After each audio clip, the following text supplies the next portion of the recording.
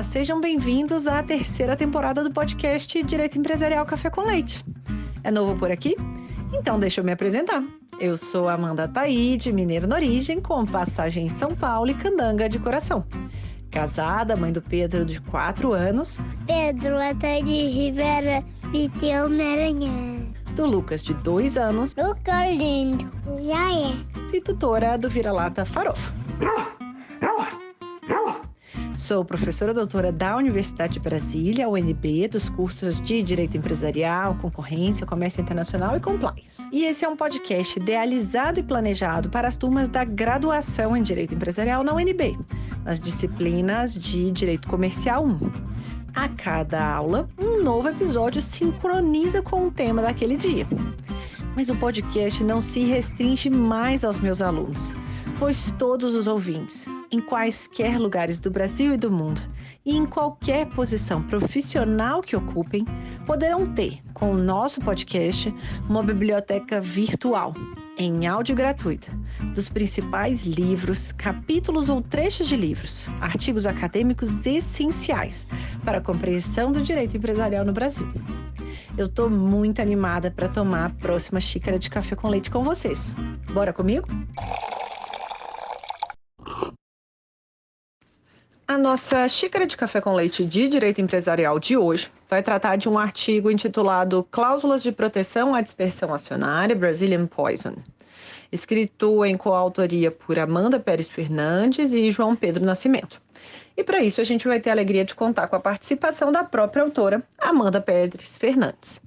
Amanda é graduada pela Escola de Direito do Rio de Janeiro, da Fundação Getúlio Vargas, FGV Direito Rio, especialista em arbitragem comercial e métodos consensuais de solução de conflitos pela PUC-Rio, professora da FGV Rio e sócia do JPN Advogados.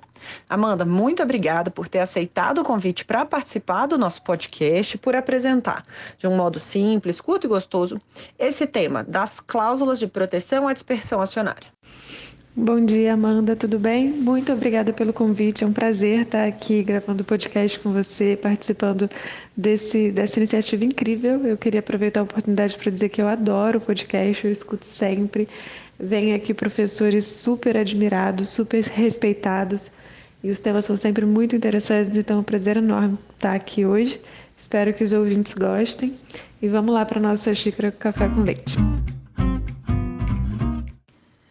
Amanda, de onde que surgiu essa sua inquietação que te levou a querer escrever esse artigo sobre as cláusulas de proteção à dispersão acionária, chamadas Brazilian Poison Pills? Bom, vamos lá. Eu acho que o tema das Poison Pills, de forma geral, é sempre muito interessante, né? Quando ele surge, ele vem sempre acompanhado de muita especulação, de muita gente acompanhando. Ele vem quase que como assistir ali uma batalha, quem vai ganhar, como é que vai ser o desdobrar daquilo. E para escrever o artigo, né, eu tive o prazer de escrever o artigo com o João Pedro, e o João tem um livro específico sobre medidas defensivas à tomada de controle, né? Então, dentro do livro dele, tem uma parte onde ele fala bastante ali das Poison Pills. É um tema que eu também gosto bastante, e eu tive o prazer também de fazer um curso lá em Colômbia, onde eu tive aulas com o Robert Jackson, que foi trabalhar também na SEC americana. E a gente falava muito sobre o Poison Pill na aula. Eu tive também a oportunidade de conversar com ele, a gente trocou algumas ideias sobre como é que é diferente no Brasil, como é que acontece lá, como que o nosso ordenamento, em alguns momentos, é diferente, né? E por que dessa diferença, que tem muito a ver justamente com a diferença da realidade, né, dos dois países. E aí, enfim, foi fazendo sentido. Uma experiência lá fora, e aí depois, tendo o João como um coautor, a gente teve a ideia de fazer o artigo e falar um pouquinho do que é a experiência brasileira, né? Quais são os casos que já foram analisados, quais foram os casos em que a CVM já pronunciou um entendimento. Foi um pouco daí que nasceu a nossa vontade de escrever esse artigo. Então, para começar do começo, será que você pode explicar qual que é a característica da propriedade acionária do Brasil, a diferença desse perfil em comparação com outros países, como, por exemplo, nos Estados Unidos? Claro, eu acho que para a gente falar de Poison Pill, o primeiro passo é a gente falar um pouquinho de propriedade acionária. E, inevitavelmente, a gente vai olhar para a experiência americana, tá? Eu acho que em matéria de direito societário, a gente traz muita coisa de lá. Quando a gente fala especificamente de medidas defensivas e aí especificamente sobre a Poison Pill, a gente olha também muito para a experiência de lá, né? Até para a gente entender o que a gente trouxe de lá e o que se aplica, o que não se aplica, que é um pouquinho do que a gente tentou trazer no artigo, um pouquinho do que a gente vai conversar também. Então, como primeiro ponto, a gente falando sobre propriedade acionária, a gente tem que olhar para como é que é a experiência americana e como é que é a nossa experiência aqui no Brasil. Os Estados Unidos têm um mercado de capitais extremamente desenvolvido, né? A gente ainda não chegou nesse nível de desenvolvimento. Isso a gente percebe até pelo número de companhias listadas e também pela própria familiarização que as pessoas têm com o mercado de capitais, né? Então, lá nos Estados Unidos é muito comum, quando você pergunta se alguém tem ação em bolsa, um grande número de pessoas vai dizer que sim. Aqui no Brasil a gente já não vê isso tão disseminado ainda, né? Isso está ligado a uma questão cultural, uma questão de fomento e ao próprio desenvolvimento do mercado deles. Então, o que a gente observa em muitas companhias americanas? Muitas delas alcançam uma pulverização do seu capital social, uma dispersão acionária muito grande. O que é isso? São vários acionistas que detêm uma participação menor e isso chega a tal ponto que eu não tenho um controle definido, tá? Eu não consigo identificar quem é o controlador daquela companhia. Mesmo que seja um controle não majoritário, que eu tenha ali um controle minoritário, eu não consigo identificar. E aí, Berlin Means, eles começam a observar o seguinte fenômeno: um descolamento, né, um descasamento muito grande entre propriedade e gestão e a formação de um controle gerencial. Essas companhias acabam sendo controladas de fato pelos membros da administração, pelo conselho e pela diretoria. São eles que estão ali tocando, são eles que estão tomando as decisões. Isso é acompanhado de um absenteísmo muito grande desses acionistas que têm uma participação minoritária. E isso gera um fenômeno novo. Esse fenômeno ele também vai ser observado aqui no Brasil, mas de uma forma mais tímida. Nós temos hoje companhias abertas que não têm controlador definido, que têm um free float significativo, mas essas companhias ainda são poucas, né? Elas não caracterizam o nosso mercado de capitais. Nosso mercado de capitais ainda é muito caracterizado pela concentração acionária. O que significa isso? Significa que a gente olha hoje para várias das companhias abertas do Brasil e a gente consegue identificar quem é o controlador daquela companhia. Em alguns casos, eu vou ter de fato um controle majoritário, né, onde ele detém 50% mais um, seja diretamente, seja indiretamente, ou combinando, né, uma participação direta ou indireta, seja mesmo com uma participação minoritária, mas que seja ali 30%, 40%, um bloco consolidado o suficiente para que ele consiga exercer o controle sem que haja uma distância muito grande entre propriedade e gestão, né? Um pouquinho do que a gente falou, que é um contraponto à experiência americana. Bom, feitas essas considerações sobre quais são as principais diferenças da propriedade acionária do Brasil e dos Estados Unidos, onde uma é caracterizada por concentração e a outra é caracterizada por dispersão, a gente observa uma decorrência disso, tá? Quando a gente olha para a legislação americana societária, né, e da regulação de mercado de capitais, a gente observa que a maior preocupação deles é balancear os direitos e obrigações, de um lado, dos acionistas e do outro lado, dos administradores. Quando a gente olha para a experiência brasileira, a nossa preocupação focal é balancear, de um lado, direitos e obrigações do acionista controlador e, de outro lado, do acionista minoritário.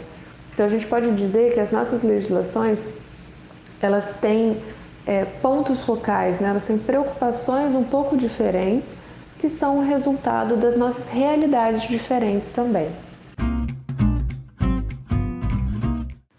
Então, o que são as chamadas poison pills na experiência norte-americana mais consolidada? As Poison Pills, elas vão surgir nos Estados Unidos, tá? A gente diz que o grande pai das Poison Pills é o Martin Lipton. E aí a gente tem notícia de que em 1982 foi a primeira vez que ele escreveu sobre isso como uma recomendação ao cliente. E, na verdade, em 1985 é quando ele começa, de fato, a militar para o nascimento, né, e para a utilização das Poison Pills. É interessante pensar que quando a gente fala em Poison Pill, as pessoas já veem como algo muito hostil, muito negativo, né? É uma pílula de veneno, não é um nome convidativo. Mas é interessante pensar que quando a gente olha para a experiência de lá, o que o Lipton falava quando ele trouxe à tona essa questão da Poison Pill. Era uma época nos Estados Unidos, nos anos 80, que você tinha muita tomada hostil de controle. Era muito disseminado. E aí o Lipton ele traz a ideia de que nem sempre essas aquisições hostis, elas geram valor. O que ele falava é o seguinte: essas aquisições, o adquirente, ele está se beneficiando individualmente, ele consegue ali um retorno financeiro dentro daquela operação, ele consegue, enfim, uma aquisição, mas não necessariamente isso está sendo feito de uma forma que gere valor. E em muitos casos ele está, na verdade, destruindo o valor. Dentro dessa narrativa, o Lipton ele aparece propondo uma forma de diminuir ou desincentivar essas tomadas hostis de controle sem proibir que fusões e aquisições aconteçam. Né? A intenção não é que você proíba, mas que você coloque ali algum filtro, algum desincentivo para que isso seja feito de uma forma que prejudique os demais acionistas, de uma forma que prejudique, né, os empregados dessas empresas, os locais onde essas empresas desenvolvem as suas atividades, olhando aí também um pouco para uma pegada de que talvez essas companhias não se tratem só de trazer um retorno imediato para um adquirente de controle, mas que elas têm também outras facetas, né? E aí ele traz então a ideia da Poison Pill. O que é a Poison Pill, tá? E aí a gente vai ter uma diferença entre a Poison Pill brasileira e a Poison Pill americana, né?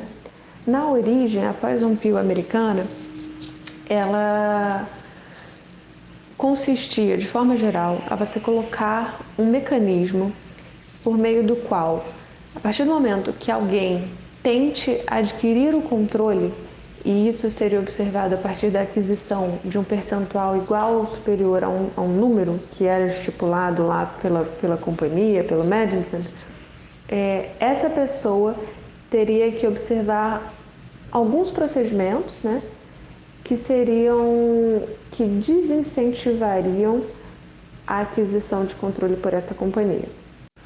O que eu acho interessante a gente pensar aqui? As Poison Pills, elas são, até hoje, né, disposições que vão estar no estatuto ou que vão estar lá nos Estados Unidos no que a gente chama de Shareholders Rights Plan, mas em qualquer cenário elas são privadas, né? Elas são feitas pela companhia, são propostas pelo management, então elas não vão ter uma forma única, né? Diferentes companhias vão estabelecer percentuais diferentes, procedimentos diferentes, preços diferentes, prêmios, enfim. Então a gente fala de Poison Pill de uma forma mais geral, sendo certo que cada companhia que adotar a sua Poison Pill vai trazer ali o seu regramento próprio, né, para aquela Poison Pill. Então o que o Lipton propõe?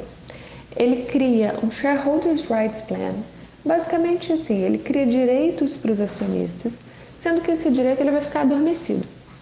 Se em algum momento tiver uma tentativa de tomada de controle, que é o que a gente chama do trigger, né, desse direito, esse direito vai se tornar exercível. Na forma mais clássica, a Poison Pill americana funcionava da seguinte maneira: se um determinado acionista ou um potencial adquirente comprar ações representativas de mais de tantos por cento, né, que pode ser 15, 20, 30, vai depender da companhia, do capital social da companhia, então aqueles direitos que estavam adormecidos vão se tornar prontos para exercício, né? E aí os demais acionistas terão direito a subscrever ações da companhia com um deságio de 50%, por exemplo. E esse acionista que está adquirindo ações que bateu nesse limite percentual de participação, ele vai ter os direitos suspensos. Ele não vai poder adquirir essas ações com deságio. Então, o que eu fazia? A partir do momento que esse adquirente batia num percentual de participação, ele ficava congelado e todos os demais acionistas tinham a possibilidade de subscrever novas ações por um preço muito inferior. E aí, com isso, ao final, eu tinha uma diluição desse acionista que estava adquirindo participação, e aí eu dificulto essa tomada de controle. E aí, a partir dessa propositura do Lipton, a gente vai desdobrando em várias poison pills diferentes, né, que a gente não vai tratar aqui hoje para não estender demais, mas eu vou ter ali a flip-in, flip-over, eu vou ter diferentes tipos de poison pill. Nos Estados Unidos, ela foi reconhecida como legal. A gente tem um caso paradigmático aí, que foi o do Moran versus Household International, onde eles haviam incluído uma poison pill no estatuto por recomendação do Lipton, e o tribunal o reconheceu como válido. E a partir de então, a gente observa nos Estados Unidos, a partir de 1984, uma queda muito grande em tomadas 2x de controle. Então a gente percebe que a poison pill, independente de a gente discutir se ela é boa ou se ela é ruim, se ela traz benefícios para os acionistas ou financeiros, se ela é boa para o mercado, se ela tira liquidez, enfim, independente de qualquer consideração sobre isso, o fato é que ela conseguiu de fato desincentivar essas tomadas 2x de controle nos Estados Unidos. E aí, falando agora um pouco dos requisitos dessas poison pills, né, dos requisitos até de legalidade. No primeiro momento, a poison pill tem que ter um trigger, que vai ser ali o evento que vai caracterizar a tentativa de tomada de controle. Mas ela tem que ter também um desarme, ela tem que ter a possibilidade de não ser utilizada, seja por uma decisão assemblear, seja por uma decisão do board, mas ela tem que ser de alguma forma reversível. E além disso, eu não posso ter na poison pill uma medida intransponível, para que ninguém nunca consiga tomar o controle, tá? Por quê? Em alguns casos, a poison pill ela foi desenhada de uma forma que gera um ônus financeiro tão grande que ela é proibitiva. E aí a gente teve um julgamento nos Estados Unidos que falou, não, proibitiva não. Ela pode deixar mais onerosa, ela pode dificultar, ela pode aumentar um trâmite, mas proibitiva ela não pode ser. E aí, a partir do momento que eu coloco uma poison pill que gera um desincentivo, mas ela pode de alguma forma ser desarmada, eu trago um protagonismo muito grande para a administração, porque na verdade a poison pill ela vai funcionar como uma forma de proteção, mas também como uma forma de aumentar a barganha, a capacidade da administração de chamar esse potencial adquirente para a mesa e conversar com ele e tentar negociar termos que sejam mais favoráveis para os acionistas, condições melhores. E aí traz um debate interessante, porque quando a gente olha para a experiência americana, onde eu tenho aquela separação entre poder e gestão, e eu tenho em vários casos um poder gerencial, eu vou ter dois approaches. De um lado, a visão do Lipton, que era a de que esses administradores, eles estão bem posicionados para negociar, eles conhecem a companhia, eles sabem o valor real da companhia, e eles estão mais ativos na companhia, né? Principalmente quando eu tenho ali uma companhia caracterizada por muito absenteísmo dos acionistas. E eu vou ter uma outra visão, que era até a visão ali do Easterbrook e Fischel, que são dois autores famosos americanos também, de que a gente quer incentivar a tomada de controle de companhia que tem um custo de agência muito grande, né? O custo de agência, ele tende a ser maior quando eu tenho uma separação maior entre propriedade e gestão. Então, o que ele está querendo dizer? Eu quero disciplinar esses administradores que não estão performando. Eu não quero criar uma blindagem para a administração a tal ponto que ela sente ali na companhia independente de performance, ela permaneça ali e ela cria um mecanismo para que ela se blinde. É onde a gente observa um pouco daquela diferença do nosso sistema brasileiro. A preocupação maior deles ali é, de um lado, a administração, de outro lado, os acionistas. Então, de um lado, você vai ter o Lipton falando, olha, essa administração ela vai estar atuando em prol dos interesses dos acionistas e o escrutínio final vai ser o nosso Business Judgment Rule. E, de outro lado, você vai ter o Easterbrook Official falando, olha, eu não posso blindar esses administradores porque eles vão sentar para negociar para tirar uma vantagem para eles. Eles vão pedir um golden parachute, entendeu? Eles vão pedir ali um prêmio para eles em prejuízo dos acionistas. Então, são duas considerações polarizadas, né? Que são um pouco diferentes das discussões que a gente vai ter aqui no Brasil. E agora que a gente conhece, né, as poison pills na experiência dos Estados Unidos, como que você pode explicar a diferença desse tipo para as cláusulas, né, chamadas, desse tipo de cláusula para as chamadas Brazilian poison pills, né? Qual que é o regramento sobre esse tema no Brasil? Qual que é a experiência que a gente tem? Quais que são as principais discussões que a gente tem sobre esse tema aqui no direito brasileiro? E aí, quando a gente olha para o Brasil, olhando para dentro de casa, o que a gente observa? Que muitas companhias incluíram nos estatutos sociais cláusulas de poison pill sem sequer terem essa dispersão acionária. Eram companhias com controlador definido. Então, o que acontece? Essa poison pill brasileira, ela surge não como uma forma de manter e proteger uma dispersão acionária, mas sim como uma forma de manutenção do poder de controle por aquele acionista que já era controlador.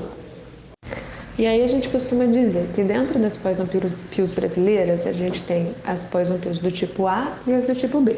As do tipo A funcionam da seguinte maneira: a partir do momento que um acionista passar a deter ações de emissão da companhia em um número igual ou superior a tantos por cento, aquele acionista ele vai ter que fazer uma oferta para a aquisição das ações de todos os demais acionistas. Então é um trigger. Para você passar desse limite, você tem que ter a capacidade de comprar todo mundo, tá? Então isso impõe um ônus financeiro muito grande. De forma geral, o que isso faz? Isso desincentiva a que investidores, enfim, que haja aquisições de um percentual do capital da companhia maior do que aquela participação. E, de certa forma, você protege, né, aqueles acionistas minoritários com a segurança de que, olha, não vai aparecer alguém amanhã adquirindo o controle e você não vai estar dentro de uma companhia com um controlador definido, que de repente você não está alinhado com a estratégia dele, com a forma de condução dos negócios dele, assim como você não vai ter uma redução de liquidez, né? Você dá pelo menos para esses acionistas a oportunidade de vender a participação deles para esse adquirente no contexto de uma tentativa de controle, de tomada de controle, perdão. E a gente vai ter também as poison pills do tipo B. As poison pills do tipo B, elas são um pouco mais polêmicas, tá? A gente já tem alguns entendimentos quanto às limitações do uso dela, tá? Porque o que ela estabelece de forma geral? Ela estabelece que o acionista que passar a ter uma participação igual ou superior a determinado percentual, ele vai ter que informar o diretor de relações com investidores, e aí que qualquer nova aquisição que venha a ser feita por ele vai ter que ser feito em mercado de balcão, tá? E aí a gente já tem algumas controvérsias, porque na verdade a competência para a regulação desse mercado vai ser da CVM e também eu vou ter ali a Bolsa de Valores regrando isso, né? Então é mais difícil aqui no Brasil você ter a adoção desse tipo de cláusula e ver ela vingar, né? Porque estar nos estatutos a gente sabe que está, mas a gente ainda não teve um caso onde foi questionada ali a legalidade, a aplicabilidade de uma cláusula de poison pill do tipo B. Olhando agora para a nossa experiência, vendo o que a gente já viu que pode, já viu que não pode, a gente tem o seguinte panorama, né? A gente já teve alguns casos aqui no Brasil, onde a Poison Pill estava ali no centro da discussão. Esses casos a gente trata no artigo de uma forma mais detalhada, né, explicando como é que foi, o que aconteceu, qual que foi a decisão final. Mas, no geral, a gente tem pouco material ainda. Ainda não é uma questão que já está clara, a gente ainda não tem uma jurisprudência ou uma diretriz da CVM que seja bastante definida. O que a gente sabe é que a CVM já entendeu pela legalidade da Poison Pill em um caso concreto. Então ela ela determinou que a Poison Pill fosse observada. E em outro caso, ela já determinou, e aí até teve o parecer da CVM em 2009, que é o parecer de orientação 36, que ela consolidou o entendimento de que, olha, a gente não vai aplicar a penalidade para os acionistas que votarem pela remoção da cláusula de Poison Pill do estatuto, porque algumas cláusulas de Poison Pill, elas se pretendem pétreas, né? Elas estabelecem no estatuto a regra e colocam penalidades para os acionistas que votarem pela sua remoção. Então, aqui dentro do nosso ordenamento, a gente já tem uma orientação da CVM de que ela não vai aplicar essas sanções. Em resumo, a gente pode dizer que a experiência brasileira ainda é limitada. A gente tem ali um direcionamento da CVM no sentido de que as Poison Pills são aceitas no Brasil. A gente tem várias companhias que têm Poison Pills nos seus estatutos sociais, mas a gente ainda não teve tantos casos que testaram os limites dessas Poison Pills, tá? Quando a gente olha para os Estados Unidos, eles já têm um pouco mais de experiência, então eles já sabem exatamente. Não pode ser intransponível, eu tenho que ter uma forma de retirar ela do meu estatuto. Eles têm ali, olhando mais para esse aspecto do papel da administração no contexto de uma Poison Pill, o nosso Business Judgment Rule, que vai limitar ali qual que é o cercadinho, né, que a administração pode atuar no contexto de uma negociação que eu tenha uma Poison Pill, quais os termos e condições que ela pode tentar fazer, sempre naquela lógica também de tentar proteger os acionistas dos próprios administradores. E quando a gente olha para o Brasil, a tendência é de que a gente acredita que vai ter muita coisa parecida, né? Eu acho que muitas limitações que são aplicadas lá nos Estados Unidos vão ser aplicadas aqui também, mas tem um colorido muito diferente, porque a nossa principal atenção vai estar sendo com relação ao controlador, e se isso não é, na verdade, um mecanismo só para uma consolidação da permanência nessa posição de acionista controlador. A gente vai estar olhando mais com a lente de proteção aos acionistas minoritários, né? A como é que fica o interesse deles nessa negociação e nessa aplicação de uma Poison Pill. E aí, por fim, eu queria dizer que essa discussão, nesse momento, ela está muito rica, né? Ela está muito interessante. A gente está vendo aí, no Brasil, muitos M&As acontecendo, o mercado está cada vez mais aquecido, né? A gente está tendo uma série de IPOs e o tema das Poison Pills está vindo muito à tona recentemente. Eu acho que foi fomentado também muito pela operação do Twitter, né? Do Elon Musk, a gente ainda está esperando para ver o que vai acontecer, mas as pessoas estão cada vez mais falando sobre isso, né? E no nosso cenário aqui de Brasil, vem sempre a questão, a CVM vai regular, a CVM não vai regular, será que isso deveria ficar no campo da autorregulação? A gente sabe ali que a B3 ela já tentou criar uma autorregulação, né? Já tentou colocar ali no segmento de listagem do novo mercado regras sobre Poison Pill, ela queria limitar, era o que a gente chamava de OPA 30, né? Que era se batesse 30% teria que fazer uma OPA. Não passou, mas pode ser, assim, acho que nesse cenário que a gente está de bastante fomento, pode ser que a gente venha ter no futuro algumas discussões da aplicação e dos limites das Poison Pills brasileiras nas nossas companhias por aqui.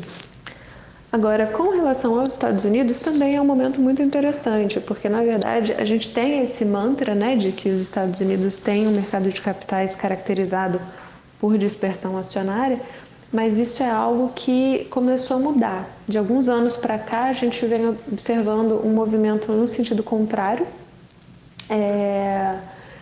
E inclusive já tem alguns artigos sobre isso. Eu estava lendo até na Harvard Law, eles têm um fórum de governança corporativa que eles estavam escrevendo justamente sobre isso. Eles falam, olha, o nosso mercado está reconcentrando. Isso por diversos motivos, né? Então se pontua muito a questão do crescimento dos investidores institucionais, desde fundos de investimentos, enfim, que vem comprando muita participação. E lá a gente está tendo um fenômeno diferente daqui, né? Aqui a gente está tendo mais IPO, lá eles estão tendo pouquíssimos IPOs e muitas delistagens. Então, quando também a companhia fecha o capital dela, né? Ela gera naturalmente, a tendência é ela ter ali uma concentração acionária na mão daquele acionista, e agora é uma companhia fechada, né? E é um momento interessante, porque o que a gente está observando é que os Estados Unidos agora estão olhando um pouco mais para a possibilidade de terem um mercado onde eles tenham que ter também essas previsões dos freios e contrapesos entre acionista minoritário e controlador, e não mais apenas daquele modelo de acionistas versus administração.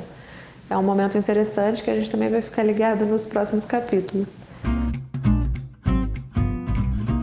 E caminhando para o final, eu queria que você contasse para a gente um pouquinho de algum tropeço, alguma situação da sua trajetória profissional e acadêmica que não aconteceu conforme você tinha planejado, mas que depois acabou sendo relevante para a sua trajetória, para que, né, os alunos, os ouvintes possam entender os seus caminhos também e se inspirar pela sua trajetória. Nossa, essa pergunta é difícil. Vamos lá. Tropeços. Olha, eu certamente dei meus tropeços na vida profissional. Eu acho que muita coisa eu gostaria de ter sabido antes, né?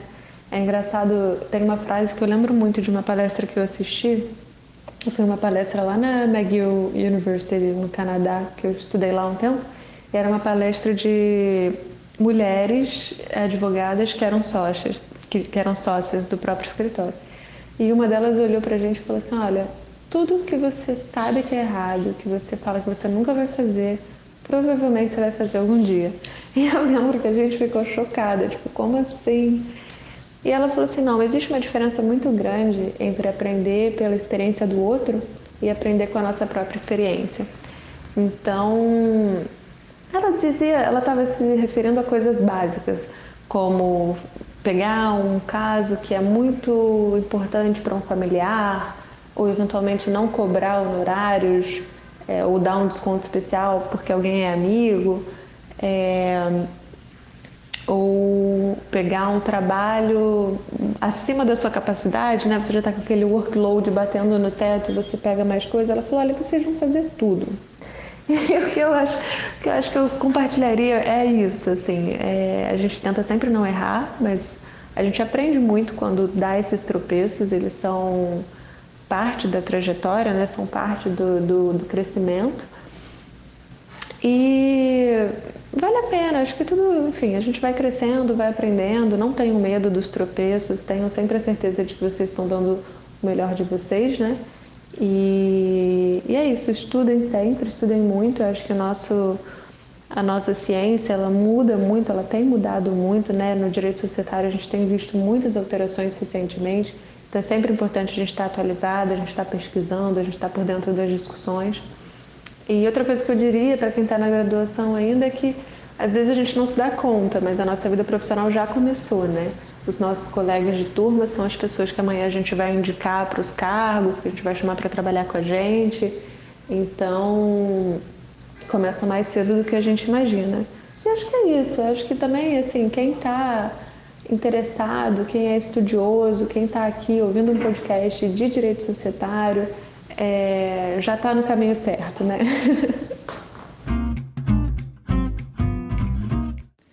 E por fim, eu queria saber quem que você gostaria de ouvir aqui, qual autor, qual texto, qual livro que você gostaria que fosse comentado nas próximas temporadas. Eu queria recomendar o nome do professor Márcio Guimarães, porque ele é um professor que eu tive aula com ele na graduação, né? E ele sempre foi excelente professor, extremamente organizado com as ideias, extremamente minucioso, técnico, também com uma pegada de experiência prática muito boa. Eu admiro muito ele, inclusive ele foi o meu primeiro professor de societário, né? E para mim, eu tenho a certeza de que eu vim para o societário, vim para o direito empresarial muito inspirada nas aulas dele. Então, eu acho que da mesma forma como ele me inspirou, ele pode inspirar muitos outros alunos através aqui da xícara de café com leite. E também queria falar do nome do Alan Turano, que é nosso parceiro aqui no escritório. É um excelente professor, super novo, acho que ele foi o professor mais novo a dar aula no FRJ, enfim, ele com 24 anos já era professor universitário, ele é, assim, rising star. Ele também tem muito a oferecer, muito a agregar, já tem livro publicado, acho que é um nome bem legal também.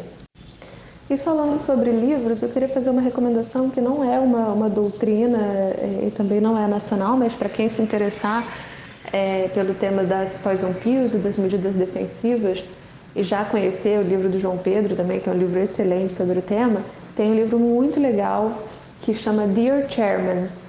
Eu não encontrei versão dele ainda em português, só em inglês, mas ele vai contando um pouquinho de várias tomadas de controle, contando como é que foram, e ele traz ali as cartas que foram escritas para o board, né, para a administração, traz um pouco daquelas proxy fights que tem nos Estados Unidos. É bem interessante o livro, para quem gostar do tema. Professora Amanda, muito obrigada pela sua presença. Por hoje é só. Uma xícara de café com leite foi devidamente tomada com você, muito gostosa, num café da manhã. Até a próxima.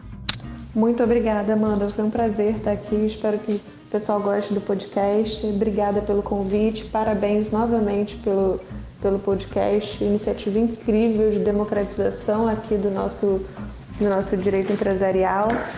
Espero ouvir muitos episódios, que eu adoro, tá bom? Prazer. Tchau, tchau.